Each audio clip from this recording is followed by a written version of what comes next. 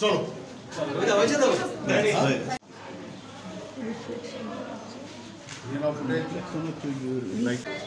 আমি খুব মানে সারপ্রাইজ হয়ে গেছিলাম অনিলাভ এবং শর্মিষ্ঠা মানে অনিলাভ বলছিল আমার বরের খুব জরুরি কাজ ঠিকভাবে আমাকে ফোন করেছে খুব দরকার। আমি তো সঙ্গে সঙ্গে হ্যাঁ প্লিজ কবে আসবে বলো তো চলে এলো এবং তারপরে বললো বেলা করতে হবে।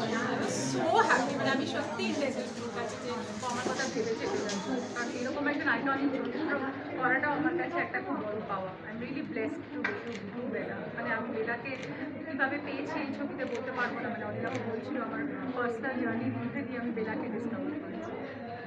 আজকের লুকটা কি বেলাকে মাথায় রেখে বেলাকে মাথায় রেখে কি আজকের লুকটা কিছুটা তাই, কারণ আমি বেলাদের যে সময় বিলং করেছিলাম ওই সময়কার ঐতিহ্য আমি ভাবলাম আজকে লুকটা আমি খুব ট্রেডিশনাল রাখবো। আর ট্রেডিশনাল কিছু করতে গেলে ফুলের একটু ব্যবহার হয় আমাদের। আমি ভাবলাম চুলটা একটু ফুল দিয়ে আজকে আলাদা এবং বেলাতে পছন্দ করতে। এবং ঋতুদি বেলাদের রান্না সম্পর্কে আমাদের সকলের ধারণা আছে, ঋতুদি কতটা এই রান্নার ব্যাপারটা কানেক্ট করতে পারলো বেলাদের সাথে?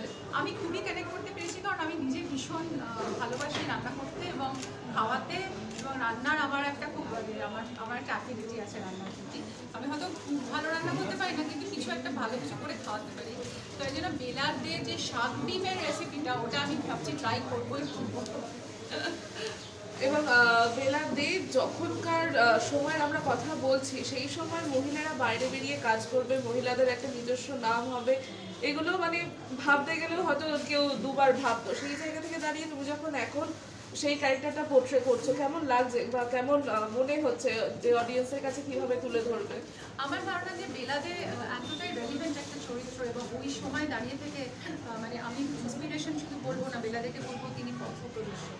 প্রচুর মেয়েদের উনি মানে দেখিয়েছেন, মানে একটা দিক দেখিয়েছেন, দিগন্ত দেখিয়েছেন যেখানে মেয়েরা কখনোই জানতো না যে নিজেকে অবলম্বন করেও বাঁচা যায়। ওনারা সবসময় ভেবেছেন যে অন্যের অবলম্বনে থাকবেন এবং ফাইন্যান্সিয়ালি যে ইন্ডিপেন্ডেন্ট হতে পারে মহিলারা সেটার কোনো ধারণা তাদের ছিল না।